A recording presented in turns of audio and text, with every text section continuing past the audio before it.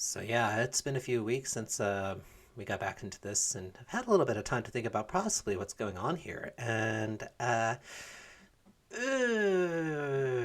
we're bound to have a bit of a conversation or confrontation with Olivia here, really. So, because she warned us that saying that there was a possibility that things had been hacked. So I had first thought that it might have been Mia that had put in a different piece of art, or like put in Olivia's art, or just to try to get her into the foreground, have a chance to put her in front of a crowd so that she could be mocked and teased. But I don't know, maybe Olivia submitted this for us, and in a sense, it could be a good thing or a bad thing here. Either she submitted it for us, for the sense of like allowing us to have accolades, or she could have been selfish about it and used our name to have her art put forward. And if the art won, she would have proof that it's because of her own ability that is good, not just because of the fact that like people were taking pity on her. But I don't know. We're bound to have a conversation with Olivia or a confrontation with Olivia at some point here. Uh, this is not looking too good, really, but we'll see what goes.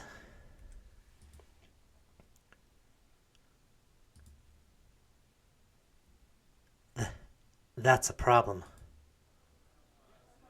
Ah, Inko, I'm glad you swung by. Looks like you're admiring the art contest entries. I told you that St. Hammond's artistic programs were unparalleled. That's not mine. What's not yours? I try to say more, but the words won't leave my mouth. Ben's eyes follow mine to the bottom of the painting in front of me, and I watch as he makes the same realization as I do. Inko, you didn't. Did you paint this? I had no idea your style was so developed. So humble if I had known. That's not my entry!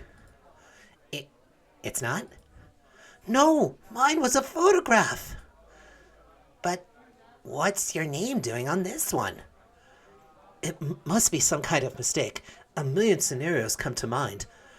They must have gotten the wrong name somehow.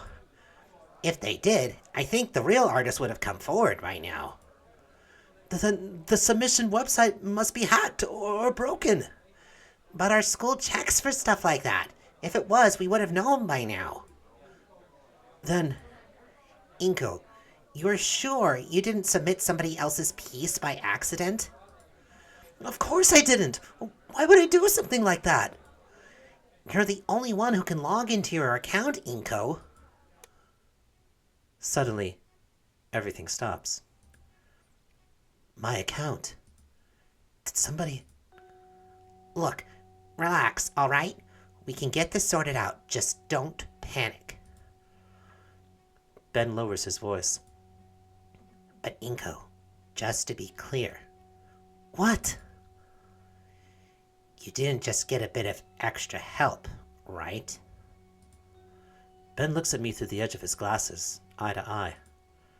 There's some real stakes in the contest. Cheating is taken seriously, especially fraud. The word echoes around inside me. Fraud. It makes my bones chill. There's ingenuine, faker, liar. They're all bad in different ways, but fraud is just dripping with frigid condemnation. No, I swear, I submitted a photograph. Ben relaxes his shoulders. Alright, just making sure. Sorry to alarm you. It's perturbing how he can go from deadly serious to jovial like a flipped switch. You going to be alright? Sorry, I need some air. Hey, feel free. I'll let Scalar know, okay? Yeah, thanks, Ben. No problem. Take it easy. Ben offers me an earnest smile, waving at me as he steps out of the room and down the hall. After some time, I follow him, shambling down the hall as I try to make sense of what just happened. I thought everybody actually liked my photography. They all thought I was some kind of expert painter instead. I, I, I don't even know how to express it. I feel empty. I thought maybe my hard work was finally paying off, but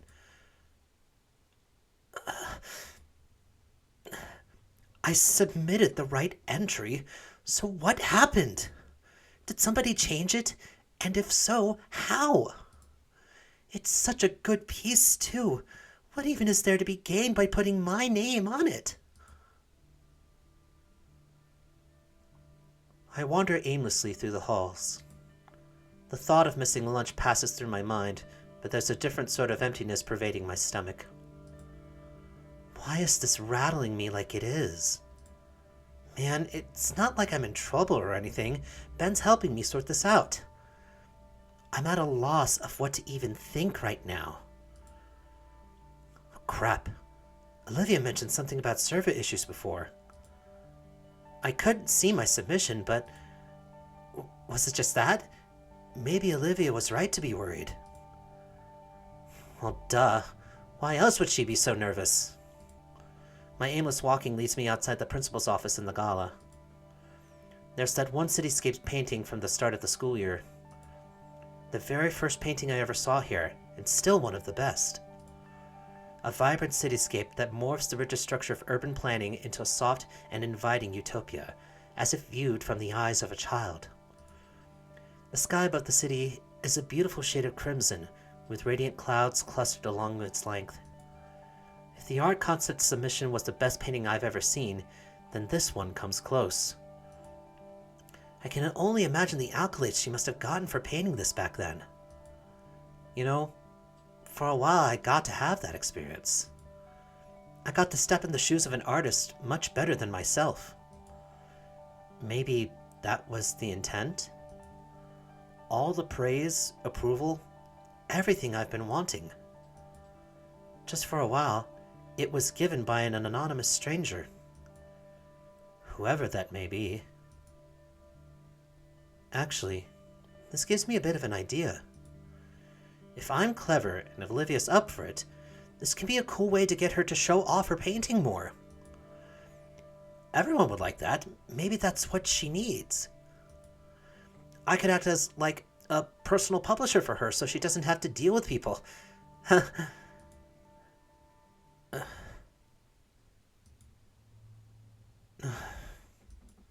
Wait a second. I peel down the empty hallway. I need to find Olivia. She couldn't possibly. But why me? Why would she? Thinking about it only increases my worries and desperation to find who I hope to rapture Jesus isn't the culprit. I'm not so sure about that, Inko. I haphazardly check all the places where Olivia could be, but can't find her anywhere. My hunt for the baryonyx leads me to the second floor of the atrium. Baryonyx? I think I'm going to go with baryonyx on that. It feels like there's a lead brick in the pit of my stomach as I internalize my current situation. The soft pattering of rain hitting the window grabs my attention to see a gloom-covered Volcadera outside. My eyes wander along the school's pathway, covered in mud thanks to the earlier rainfall. Wait a minute. Those look like tracks in the mud.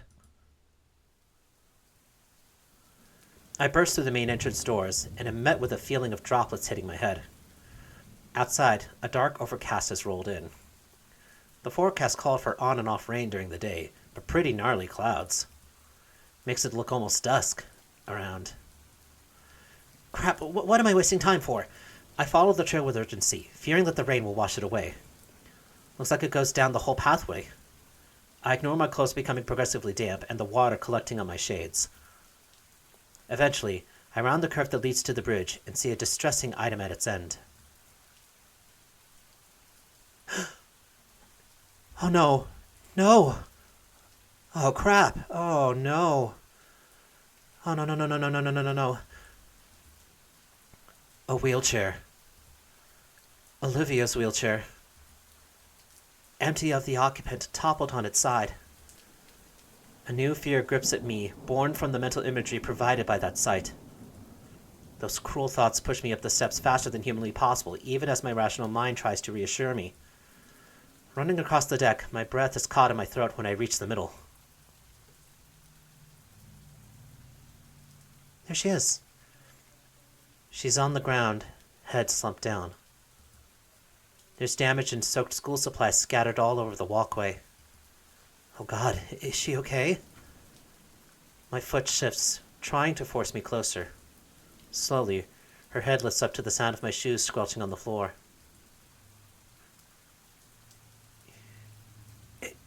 Inko?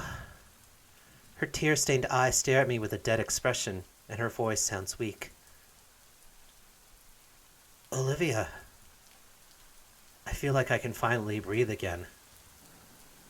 Slowly, Olivia pushes herself up, and I notice she's lying atop a pile of paper shreddings.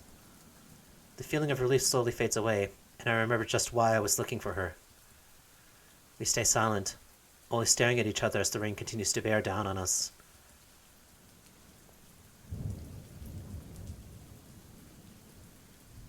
She simply sits there, letting herself grow more and more soaked from the rain. Do you want to talk? No. Not out in the open. I grab my compact umbrella from my backpack and unfurl it. It doesn't do much to dry Olivia off, but at least she's not getting more soaked. The umbrella is placed between us and the elements against the ledge, forming a personal canopy above us. Here. Now we're alone. There's space next to Olivia to take a seat. It's odd. We've sat together before, but sitting on the ground in the rain. And the room is just a little claustrophobic. There's bits of paper melted onto the pavement, soaked by rain. Though torn apart and waterlogged, I can sort of make out a tree, a rough sketch of one anyway. Like the one that stood prominently in my false submission. So, you did do it. Inko, please, I can explain. I didn't have a choice. What? I know what I did was wrong, but I didn't have any other way. It wasn't a choice to not trick me? She avoids looking at me, focusing on the scraps of paper scattered about the floor like confetti. It wasn't to trick you. It just... I get it. You're mad at me. I'm not mad. I'm just confused. I thought we were good friends. I wasn't expecting it. Expecting you. She pauses to give her throat some respite. Her usual water bottle isn't anywhere nearby. A shaky breath escapes her mouth. When you came around, I thought you were no different than the others. That you were some self-centered, pretentious midwit who only cares about his image. That's when I got the idea of using you to swap out your art with mine. You didn't seem like the kind of person who cared about how he gets the attention from others, just that he gets it. Her description of my character feels really reductive, but the ache in my chest tells me it hits a little too close to home. But that's not what I think of you now. Ian Dawkins' the one person I can trust. So when he went to bat for you, saying we'd make good friends, I was worried. What's so special about this guy? I honestly got scared he'd be wrong. You'd be just like everyone else, and I'd be setting myself up for failure. But worse than that, Inko. I was afraid he'd be right, and I'd have to face what I'd done to myself. Now I've gone and done something like this. Switching my contest entry? She nods, swallowing hard. I wasn't thinking. Suddenly everything was out of balance. Everything I'd created, all of my work, my own little world was suddenly changing, and I had no control over it. I just had to do something. I didn't know I was doing that. I'm sorry. She stops to process my words and continues. I knew I'd get caught. It's stupid. I was hoping for it even. Someone to figure out that it was swapped so we could be changed and everyone would be none the wiser. She turns to face me with silver eyes welled with tears. I'm sorry. Please don't hate me. I just don't want to go back to being the person I used to be. The person who didn't care about hurting you. Her head tilts downward with a violent hitch of breath. Ivory claws extend and grip at her knees in a painful display, and yet Olivia chokes back any sound she'd make.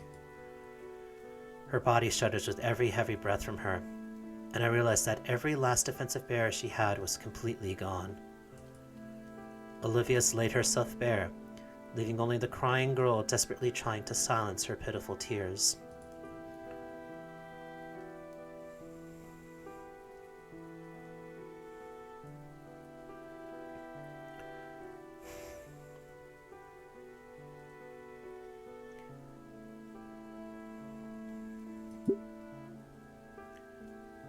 Faced with those unbidden words from Olivia, I'd have to be a heartless bastard to do anything but accept her apology.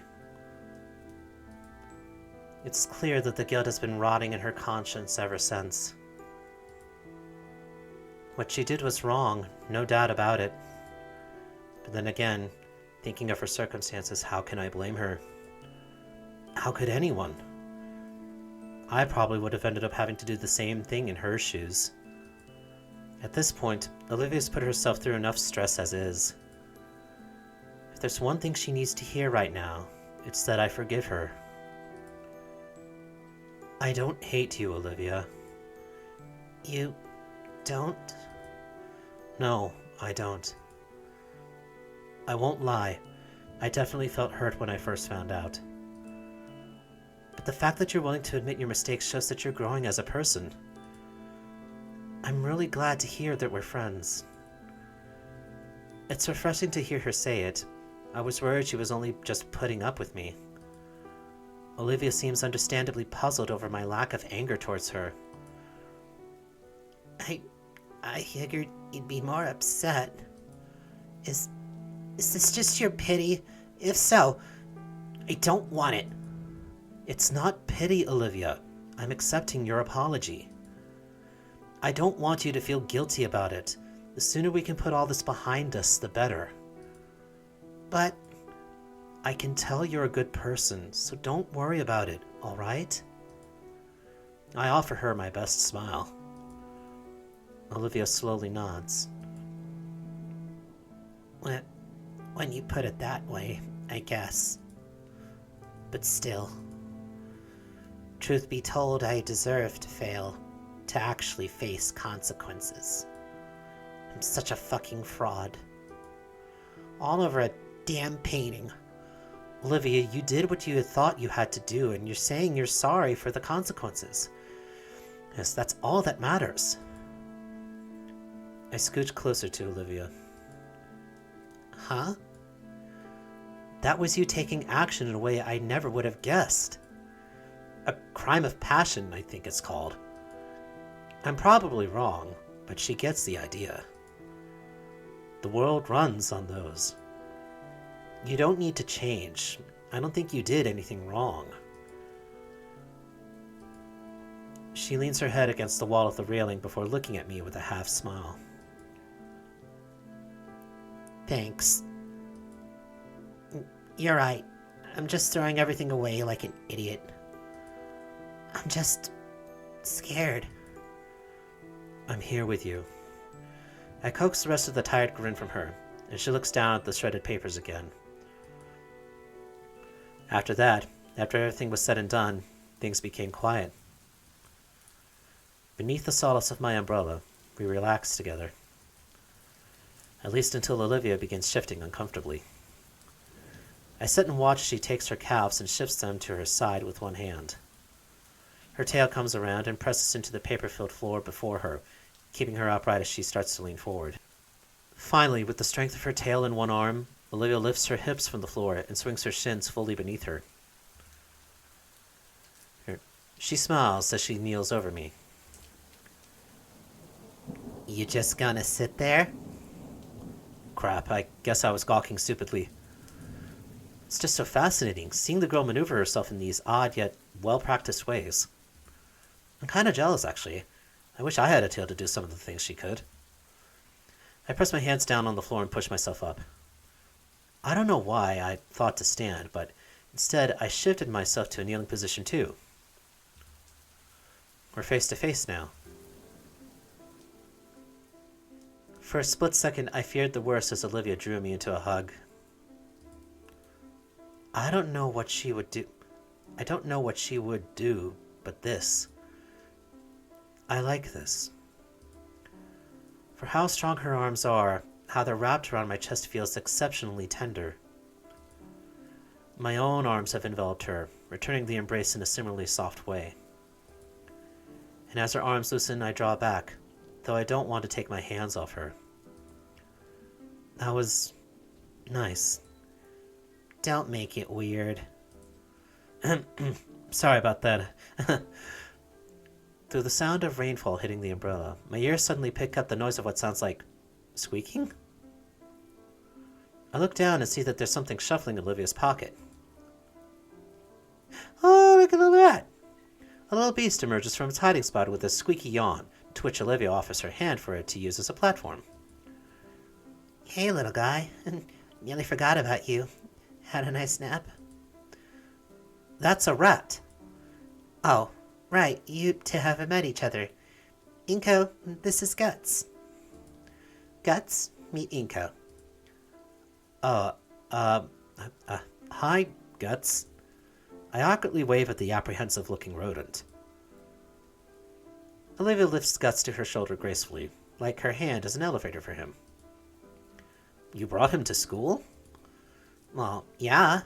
I just really needed him today since, all the crap that's happened. She gives Guts a few scritches under his chin. I bring him sometimes when things get rough. And nobody noticed? You haven't. Touché.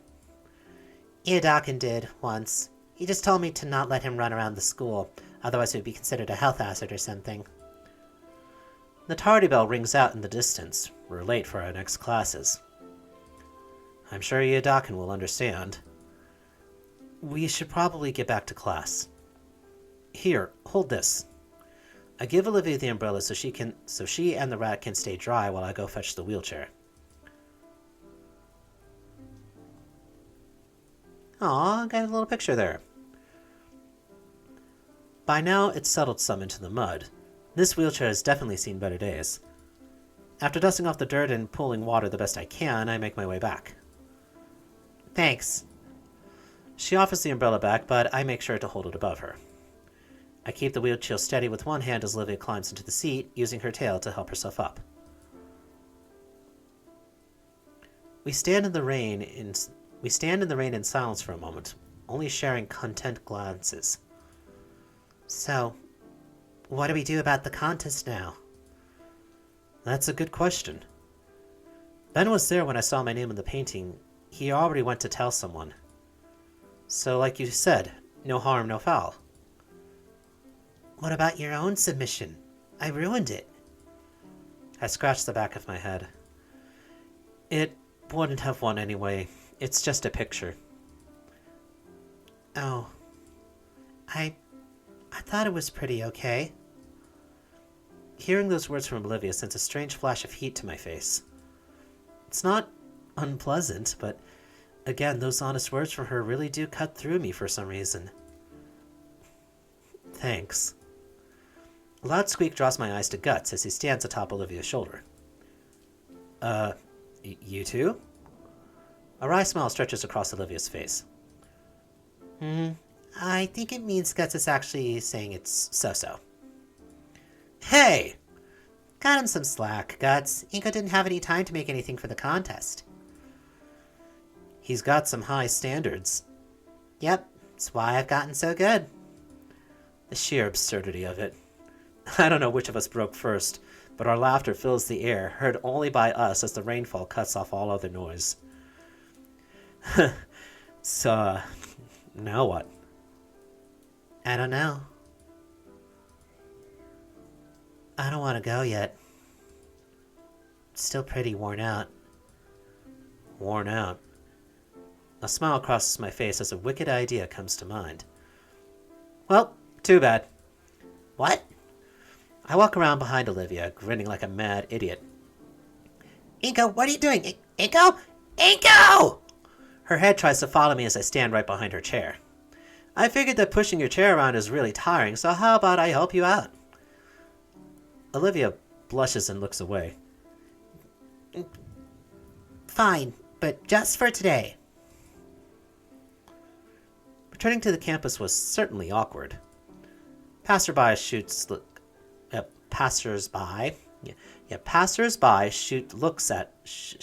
looks. Wow. Okay, take it again, Holmes. Passersby shoot us looks. It's not the most common scene to see a girl in a wheelchair just roll on in, sopping wet and tracking mud in. More likely, though, it was because said girl had taken to using my umbrella to hide herself from those looks. She was already extremely red in her face. It was a conundrum. Drop the umbrella and let people see her. Or keep it up and draw more attention. I shall name it the Nito Theorem. She's gonna kill me if I ever attempt to publish it. But making her way back to Olivia's current class, she simply shook her still concealed head. I didn't really have much of a choice. From all that I knew of the girl, her last classes were all on the upper levels. And she was in possession of the elevator key. And I was in possession of the weakest knees here in St. Hammond, at least according to Coach Solly. So I wheeled her to my current photography class. On the way over, she keeps bending her head back to peek at me. Like she's making sure I'm still there. Knocking on his closed door, the pterosaur professor didn't even bat an eye at the poorly hidden girl. He simply stepped aside and let us through. Ben was looking our way, but I chose to pay him no mind. After everything I heard, Olivia didn't even register he was here. She simply rolled herself to the back of the classroom and threw a door into what I always guessed was Iodakin's supply closet. You know what? I'm an idiot. It's a dark room, isn't it? The stares of my other classmates abated thankfully as our teacher continued his lecture. Taking my own seat, I focused on Iodakin. As much as I could, at least. My muddled thoughts kept me distracted the whole period. Just before the bell rings, Iodakin stares me dead in the eye. He points a stern finger directly at me, then to the floor to signal, "You stay."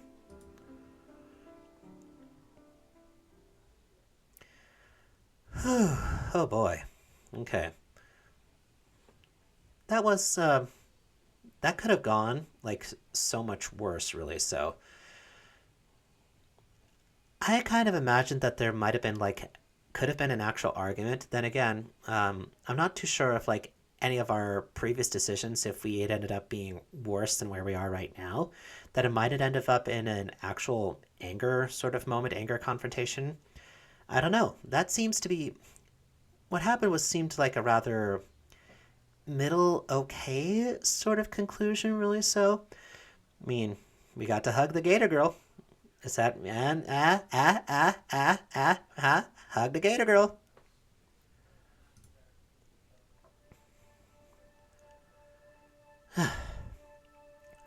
Once everyone else has left, he closes the class door and locks it. So, care to explain? Explain, sir? He opens the door in the back and signals Olivia to come on out. The mud, the drenched clothes, the declaration of sanctuary? I was having a bad day. She's looking a bit better. Still drained, but she's not shivering. Her rat sits on her lap, and Iodakan extends a finger down to scratch under its chin. I can see that. He takes a seat against a nearby desk and waves a hand for Olivia to go on. When she doesn't, he shifts his hand to me. I look between the two of them. Mr. Iodakan's expectant leer, and Olivia's pleading eyes. Ultimately, I shake my head in the negative. I just helped Olivia get out of the rain. Of course. He slouches further atop the desk. Can I tell you some other time? Sure. Whatever it was, it looks like you've recovered pretty well. Olivia doesn't answer verbally, instead giving him a bashful smile and nod. Was it about your work again? Yeah. Oh, this girl. He turns to me and points a thumb at her. You know, the work she's so concerned about absolutely wrecks the grading curve in my class. For the sake of the other students, I had to put a limit on extra credit assignments. Really? Yeah, never before would I even consider such a restraint. Why punish someone for working too hard, I would think to myself. Then 4 years ago, this little green goblin comes rolling into my class. Half a semester and more than a few angry calls from parents later, my hands were tied. Young lady simply does too dang much. Olivia smiles, but doesn't look up from her pet. It was that much better than all the other students? Well, no, I don't grade by technique. If I did, you'd be in big trouble, Inko. Olivia's work was very good even then, but the main thing I admire is how motivated she can be. I haven't seen someone so enthused to just paint in years. Certainly haven't seen anyone so enthused I had to change the rules like that. You were worried it'd stop me. Was I? That definitely sounds like me, but I didn't stop you, not even a little. Heck, that year you even got me to see some things differently. I don't think I ever did anything like that. You did when you came in after class the Friday before Mother's Day. Take a look at this. I'm handed the quill pen, and the first thing I note about it is how soft the feather portion is. It's the special pen you always use. It's actually from my wife. Whoa. Inspecting closer, I can now see more of the intricate details. From the faded engravings on the shank to the maintained but worn point. It's well made and kept, yet the feather and brass showed its age. She came in that afternoon with a whole stack of crumpled painting drafts, so frustrated she couldn't get it right and so determined to make it perfect. I say, any of these would be great. Your aunt would love any of these. And she fires back. If it's not good enough for me, why would it be good enough for someone I love? I did not have an answer. So I tell her to take a step back. We take a few hours to go over fundamentals once more. I send her home to try getting it right over the weekend, and come Monday she returns and hugs me first thing. That Friday night, though, what she said was on my mind. I talked about it all night with my wife. Then that morning, I decided to make a change for myself. My wife was molting at the time, so there was always a new feather or 3 in our blankets each morning. I took the biggest one, preserved it right, got a bit of help to make it into a real pen, and I've used it ever since. It helps me remember to do my job right, for the people I care about, and for the people my students care about. I think what it was, it's that childlike reasoning that comes so naturally for the youth. That reasoning, it makes a type of innocent, earnest dedication, something I think I'd lost for a while. Don't give me so much credit. You haven't lost it, have you? Good. Don't lose it for me, okay? Okay. Iodakan yawns and stretches. You feeling alright to go to your next class? Yes, I'm ready. Great! He claps a hand over my back. We should do this again sometime. Mr. Iodaka ushers us out of his classroom as the late bell trills, handing us a note he'd rapidly scrawled on. Miss Prockling didn't seem enthused to see us come in late, but sighed as she read the late note from Iodaka.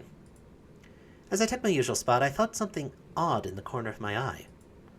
Looking up, it was to see Olivia looking my way, with that smile on her face. One that spoke so many words, yet I couldn't figure out what. All I could do in turn was try to match it, before focusing on Miss Prockling's latest lecture.